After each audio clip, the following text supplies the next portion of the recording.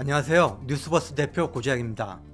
오늘은 트럼프 미국 공화당 대통령 후보죠. 트럼프의 경제 정책을 한번 철저히 해부하는 그런 시간을 가져보겠습니다. 그럼 11월 치러지는 미국 대통령 선거로 한번 눈길을 돌려보겠습니다. 이미 보도가 됐지만은 미국 민주당이 대선 후보를 바꿨죠. 바이든 대통령에서 해리스 부통령으로 바꿨습니다.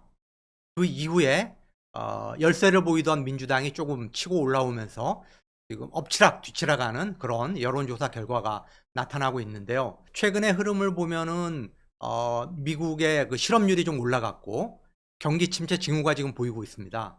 그러면서 미국의 뉴욕 증시도 많이 지금 조정을 받고 있고, 이게 트럼프 입장에서는 그 지금의 어떤 고용 둔화라든가 경기 침체 징후가 민주당 정부의 무능과 실책 때문이다, 이렇게 몰아가는 지금 전략을 구사하고 있거든요. 그리고 경기 사이클이 어쨌든 세계 경제에서 거의 유일하게 호황을 구가하던 미국 경제가 꼬꾸라지기 시작했기 때문에 경기 사이클로 보면은 트럼프한테 조금 더 유리한 국면이 만들어지지 않을까, 트럼프가 조금 우세할 거다라는 관측이 일단은 많은 것 같습니다. 민주당의 해리스 부통령 같은 경우는 바이든 대통령보다는 조금 더 진보적이다, 이런 평가를 받고 있는데, 어찌됐든 간에 해리스 부통령이 당선이 된다면은 지금 민주당의 중요한 정책들을 그대로 개선할 가능성이 높겠죠. 바이든 대통령이 중점을 뒀던 인플레이션 감축법, IRA라고 그러죠. 그런 부분들을 계속 이어갈 거고요.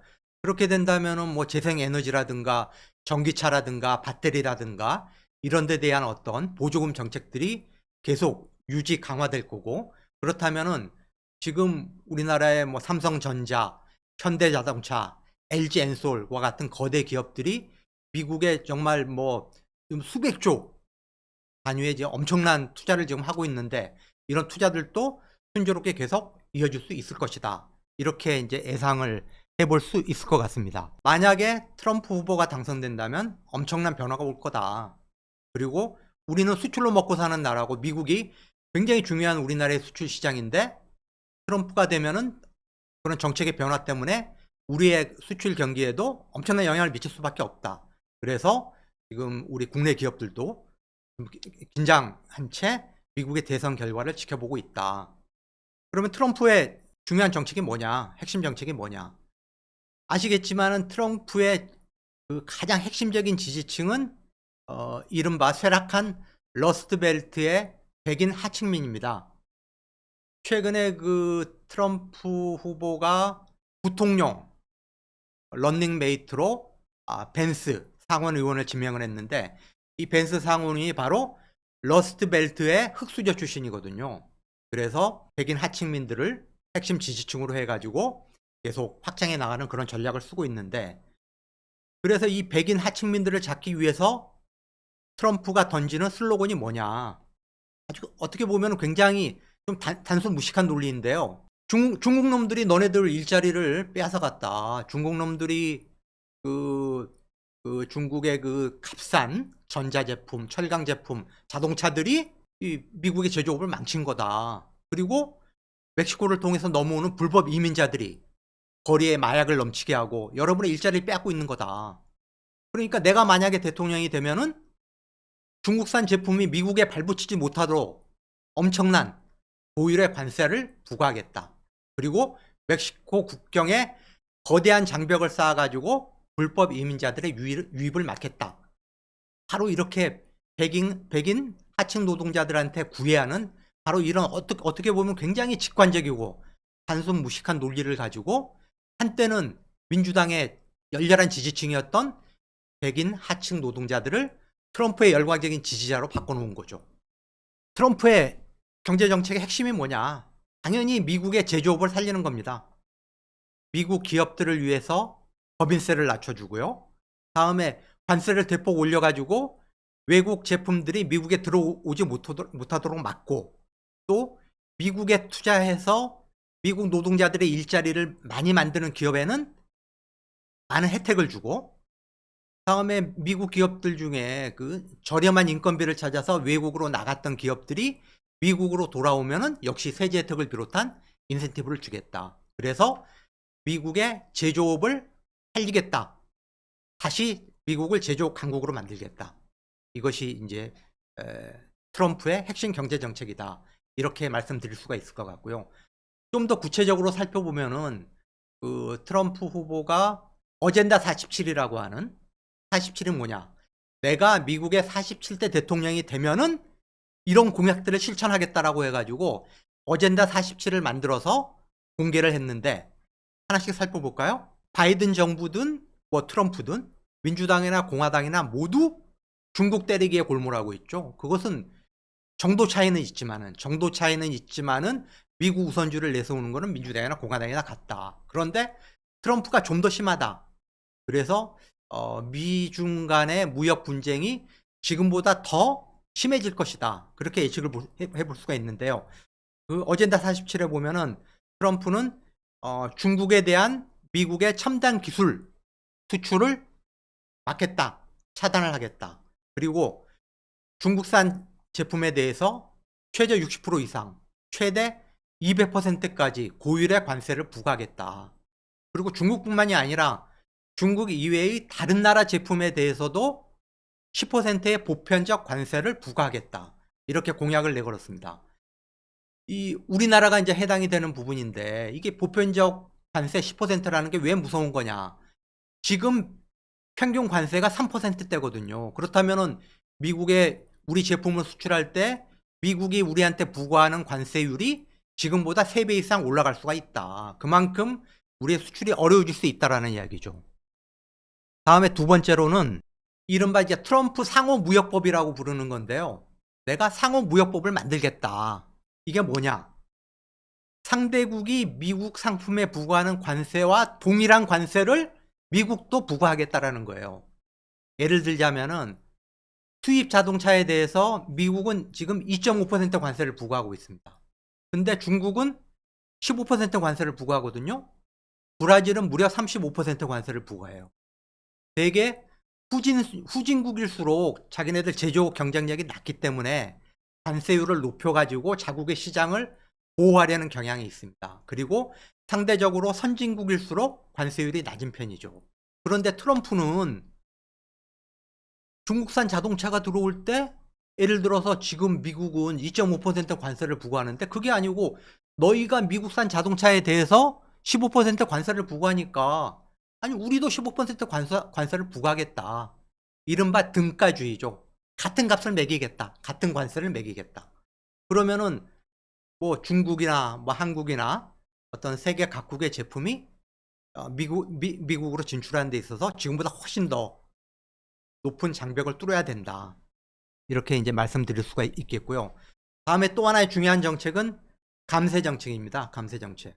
지금 뭐 우리나라의 윤석열 정부도 그 대기업의 뭐 법인세를 낮추고 부유층의 뭐 증속세, 상여세, 다음에 종합부동산세, 보유세 지금 세금을 많이 낮췄죠. 많이 낮췄고 그게 상대적으로 자산을 많이 가진 사람 또 돈을 많이 버는 대기업에 지금 유리한 그런 그 세제 정책이기 때문에 부자 감세다라는 평가를 받고 있는데 트럼프 공화당도 똑같습니다. 감세 정책. 지금 현재 미국의 법인세율이 21%인데요. 우선 18%로 낮추겠다. 그리고 최종적으로는 15%까지 낮추겠다. 현재 21%인 법인세율을 15%까지 낮추겠다는 거죠. 그리고 부유층이라든가 중산층에 대한 소득세율도 낮추겠다. 이렇게 공약을 하고 있습니다. 이런 그 감세 정책을 통해서 결국은 기업의 투자 그리고 민간의 소비를 활성화하겠다. 이런 정책으로 이해를 할 수가 있겠고요. 다음에 네 번째로 중요한 정책이 뭐냐. 진보적인 성향의 정권들의 공통적인 특징이 그렇죠. 문재인 정부도 마찬가지였고요. 바이든의 민주당 정부 또한 그 친환경 정책을 적극적으로 그러니까 재생에너지라든가 전기 자동차라든가 기후 위기에 대응할 수 있는 친환경 산업에 엄청난 보조금을 주고 반면에 기후 위기를 악화시킬 수 있는 뭐 화석 에너지 산업이라든가 원전이라든가 이런 부분들을 규제하는 정책을 써왔는데 트럼프는 완전히 거꾸로 가는 정책을 내놓겠다. 내가 친환경 산업에 대한 보조금을 없애버리겠다. 전기차 의무화 정책도 폐지하겠다. 대신에 석유라든가 천연가스에 대한 어떤 채굴 규제를 대폭 완화하겠다. 그래서 내 그 임기 동안에 석유와 천연가스 생산량을 지금의 두세 배로 증산을 하겠다. 그리고 원자력 산업을 강화하겠다. 이런 어떻게 보면은 좀 시대에 역행하는 정책인데 지금 이런 화석 에너지에 대한 어떤 투자와 규제 완화, 증산을 통해서 에너지 비용을 대폭 낮추고 그걸 통해서 제조업을 살리겠다라는 그런 공약을 내걸고 있습니다. 이 밖에 나머지 공약 중에 좀 중요한 것을 살펴보면은 달러 패권 시대를 끝내겠다. 지금 달러가 굉장히, 미국 경제가 굉장히 지금 강하고 고금리 정책을 유지하고 있기 때문에 강달러죠. 지금 뭐 원달러가 뭐 거의 1,400원에 육박하는 굉장히 지금 강달러 시대인데, 이런 강달러 시대, 달러 패권 시대를 끝내겠다. 그거는 달러 약세를 용인을 해가지고 미국의 수출이 보다 더 수월해지도록 이런 환경을 만들겠다라는 거죠. 또 하나는 중국, 러시아에 맞서서 기록적인 수준으로 국방비를 증액하겠다. 이런 등의 공약을 어젠다 47에 담고 있습니다. 트럼프의 중요한 정책들을 보면은 하나같이 재정 부담을 키우는 정책들이거든요. 그러면은 지금도 미국의 재정 적자는 정말 기록적인 수준인데 더 재정 적자를 늘릴 수밖에 없거든요. 그럼 이걸 뭘로 메울 거냐? 결국은 빚으로 메울 수밖에 없는 거죠. 국채를 계속 찍어가지고 메울 수밖에 없다. 그러면 국채 발행을 늘리면은 통화량, 유동성이 풍부해지는 거고, 결국 그거는 물가를 자극할 수밖에 없고 국채 금리를 끌어올릴 거다. 이런 상황이 벌어질 걸로 예상이 됩니다. 먼저 수출 감소가 불가피하다. 한국은 수출로 먹고 사는 나라입니다. 트럼프는 중국을 견제하기 위해서 중국이 감히 미국 시장에 접근할 수 없도록 엄청난 고율의 관세를 매기겠다라고 공약을 내걸고 있고, 중국 외 나라들에 대해서도 10%의 보편적인 관세를 매기겠다. 우리나라 입장에서는 우리는 수출 주도의 그런 경제 구조를 갖고 있는데 우리 수출 위주의 대기업들이 굉장한 타격을 입을 수밖에 없고, 그러면 우리 GDP에도 막대한 영향을 미칠 거다라는 거고요. 다음에 지금 뭐 미국이 코로나 팬데믹을 극복하기 위해서 풀었던 엄청난 유동성 때문에 초래된 인플레를 잡기 위해서 금리를 계속 올렸죠. 그래서 5%대 지금 고금리. 근데 뭐 아시겠지만은 지금 미국의 그런 장기적인 그런 고금리 정책이 인플레를 어느 정도 지금 둔화시키고 있단 말이죠. 2% 중반대까지 2% 중반대까지 미국의 물가가 지금 떨어진 상황이고, 다음에 미국이 지금 뭐 실업률이 올라가고 여러 가지 그 경제 지표들이 지금 안 좋은 경제 지표들이 나오고 있거든요. 결국 그런 고물가, 고금리가 장기화하면서 미국의 경제가 타격을 받고 있다. 지금 경기 침체에 그런 징후들이 나타나기 시작했다라는 거죠. 그래서 미국의 중앙은행이죠. 연방준비제도가 올해 9월 달에 금리를 낮출 거다. 0.25%냐 0.5%냐가 문제지 금리를 낮출 것이다라는 시각이 지금 100%입니다. 월가 전문가들 사이에서. 그런데 트럼프의 경제정책은 인플레를 자극하는 정책들이 많다라는 거죠. 이른바 트럼플레이션. 세금을 깎아주고 국채 발행을 늘리고 재정 지출을 늘리기 때문에 재정 적자를 메꾸기 위해서 국채 발행을 늘릴 수밖에 없고, 그러면은 결국 그게 시중에 통화량이 늘어나고 물가를 다시 자극하고 국채 금리를 끌어올리고, 그래서 이 금리 인하 분위기에 찬물을 끼얹을 가능성이 있다. 국내 대출 금리의 기준이 되는 게 은행채 금리인데요. 은행채 금리는, 우리나라의 은행채 금리는 미국의 국채 금리를 따라갑니다. 연동돼 있습니다. 근데 미국이 만약에 트럼프가 집권을 해가지고 국채를 대량으로 찍어내고 국채 금리가 올라가면은 은행채 금리도 올라갈 수밖에 없다라는 거죠. 그래서 우리 경제를 오랫동안 압박해온 고물가, 고금리, 고환율, 이른바 3고 상태, 3고가 조금 더 길어질 수도 있다라는 상황을 염두에 둬야 될 것 같고요. 다음에 환율 변동성도 커질 수가 있죠. 트럼프는 강달러는 미국 제조업체의 재앙이다. 그래서 달러 패권 시대를 끝내겠다.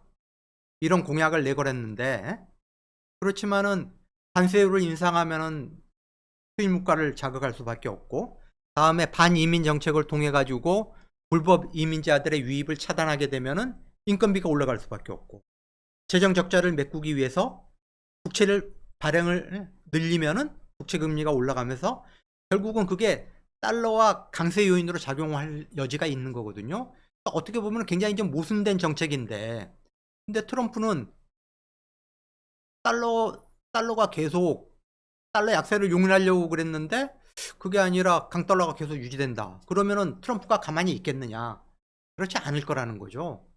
지금 우리나라가 미국과의 그 무역 관계에서는 엄청난 지금 흑자를 보고 있거든요. 올해 상반기만 해도 우리 돈으로 한 40조 원 정도 되는 엄청난 무역 흑자를 기록했는데 트럼프가 가만히 있겠느냐? 야, 너네 왜 미국 시장을 그렇게 약탈해? 뭔가 이유가 있겠지. 너네 뭐 기업들한테 보조금 주고 뭐 이러면서 해가지고 그 경쟁력 확보하고 그래서 미국 시장 잠식해가지고 엄청난 무역 흑자 내는 거 아니야? 라고 하면서 우리나라를 압박할 가능성이 있다라는 거죠. 그래서 야, 너네 원화가치 올려. 원화가치 절상해. 일본에 대해서 엔화가치 절상해. 중국에 대해서는 위안화가치 절상해. 그래서 그런 우리나라처럼 일본처럼 그런 수출을 많이 하는 나라들의 수출을 억제하려는 그런 압박을 할 거다. 이렇게 예상이 되고요. 어려움을 겪고 있는 우리 기업들, 가게 어려움을 더욱 가중시킬 우려가 있다. 이렇게 대비를 해야 될 것 같습니다. 그러면 이런 경제 환경 하에서 주식 투자자들이라면 어떻게 대응을 해야 되느냐? 결론부터 말하자면은 뭐 해리스가 되든 해리스 부통령이 되든 트럼프가 되든 보호무역주의는 지금보다 더 강화될 가능성이 높다라고 이제 예상이 되고요. 그렇다면은 해외 직접 투자주를 주목해라. 이게 이제 금융 전문가들의 일치된 의견인데요. 트럼프가 재집권에 성공하면은 지금보다 관세율을 올리는 그런 통상 정책을 쓸 가능성이 굉장히 높고요. 그렇다면은 트럼프가 그 해외 기업들의 제품들이 미국 시장에 진입하지 못하도록 쌓는 관세 장벽을 피해 나가야 되기 때문에 미국 직접 투자 비중이 굉장히 높은, 그리고 미국 매출 비중이 높은 그런 기업의 주식을 주목할 필요가 있다. 그래서 전문가들이 꼽고 있는, 그렇다면은 그런 트럼프의 보호주의, 관세 장벽을 피해 나갈 수 있는 국내 유망 업종이 뭐냐? 기계, 건설, 제약 바이오, 음식료, 정유, 이런 업종을 꼽고 있는데요. 이게 미국에 직접 투자를 지금 많이 하고 있고, 다음에 미국의 매출 비중도 큰 업종들입니다. 기계 건설 같은 경우에 미국의 직접 투자 비중이 약 40%에 달하고요. 하나증권 리서치 센터가 최근에 이 기계 건설 중에서 유망한 종목으로 두산 에너빌리티라는 회사하고 HD 현대건설, 다음에 삼성 E&A, 삼성 엔지니어링 이제 이름을 바꾼 회사죠. 삼성 E&A 등을 대표적인 수혜주로 꼽았고요. 두산 에너빌리티 같은 경우에 최근 3년 동안에 북미 매출 비중이 평균 42.7%에 달했다. 그래서 이런 미국 직접 투자 비중이 높고 미국 매출 비중이 높은 이런 종목들을 주목을 해라. 다음에 음식료 업종. 요즘 뭐 전 세계적으로 K푸드 열풍이 불고 있는데 CJ 제당 같은 경우에 지금 미국의 생산 공장이 20개가 되거든요. 20개. 그리고 농심 같은 경우도 지금 라면 수요가 폭발하면서 미국의 그 현지 생산 공장을 계속 확장하고 있고, 이렇게 미국의 직접 투자를 늘리고 있는 음식료 업종도 주목할 필요가 있다. 다음에 뭐 최근에 이제 그 가시적인 실적이 아직 없지 않냐라는 논란 때문에 인공산업, AI 관련주가 굉장히 지금 그 좀 변동성을 보이고 있는데, 그럼에도 불구하고 바이든 민주당 정부나 트럼프 공화당 정부도 AI 산업을 적극 육성하겠다라는 그런 그 목표를 갖고 있거든요.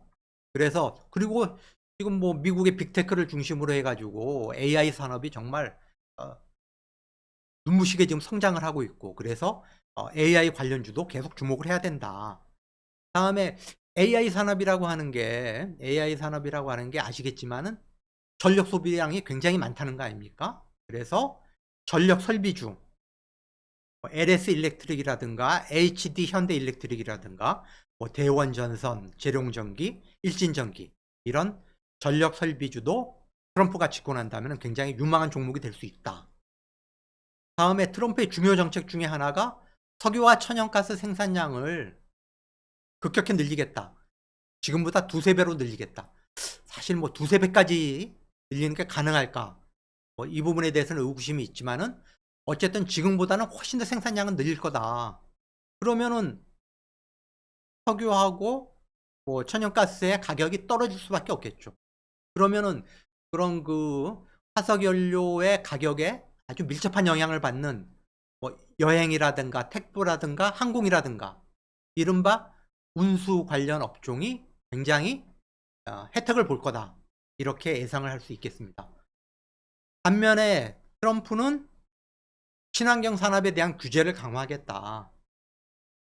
바이든 대통령이 기후위기에 대응하기 위해서 재생에너지라든가 2차 전지라든가 전기자동차에 대해서 엄청난 보조금을 주면서 친환경 사업을 키웠고, 반대로 기후 위기를 더욱더 악화시키는 화석연료, 원전 뭐 이런 부분에 대해서는 좀 규제를 했는데, 이 부분에 대해서 친환경 산업에 대한 보조금을 내가 완전히 없애겠다, 전기차 의무화도 폐지하겠다 라고 했기 때문에 인플레이션 감축법에 의해서 많은 보조금을 받고 있는 전기 자동차라든가 뭐 2차 전지라든가 재생에너지 분야의 국내 기업들, 그리고 지금 미국에서 투자를 하고 있는 기업들, 뭐 아시겠지만은 이미 언론에 크게 보도가 됐죠.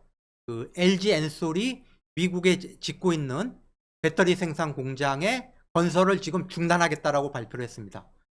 굉장히 지금 불확실해진 거죠. 트럼프가 집권하게 되면은 보조금을 못 받고 여러 가지 오히려 그런 규제만 강화가 되는 그럴 가능성, 그런 우려 때문에 LG 엔솔이 배터리 공장 건설을 중단을 했고, 지금 뭐 삼성 SDI나 SK온과 같은 그런 배터리 기업의 주가가 지금 굉장히 약세를 보이고 있는데, 이것도 트럼프의 에너지 정책에 대한 어떤 우려를 반영한 거다. 이렇게 생각을 해볼 수 있겠습니다. 정리하자면은 트럼프 2기 재집권에 대비한 주식 투자는 미국 현지에 생산 기지를 많이 보유하고 있고 미국 매출 비중이 높아가지고 트럼프의 그런 관세 장벽을 피할 수 있는 기업을 주목하라라는 것입니다. 이것으로 오늘 준비한 고지학의 경제버스 마치겠고요. 다음번에는 트럼프 시대에 채권 투자는 어떻게 하는 게 바람직한가? 트럼프 시대의 채권 투자 전략에 대해서 살펴보도록 하겠습니다. 오늘 시청해 주셔서 고맙습니다.